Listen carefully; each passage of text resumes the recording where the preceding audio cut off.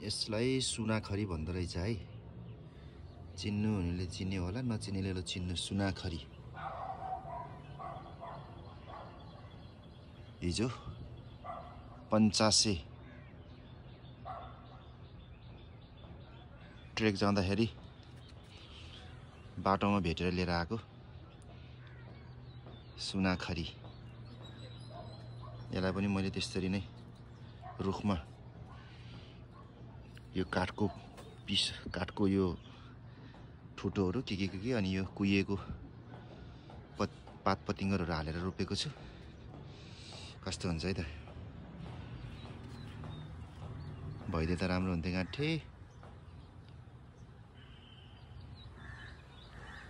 आज हिमाल पनि गजब फुलेछ। हिजो त ओहो केही थिएन, केही देखिएन। आज त ओहो कति राम्रो हो। पानी पर्यो नि, त्यही भएर होला।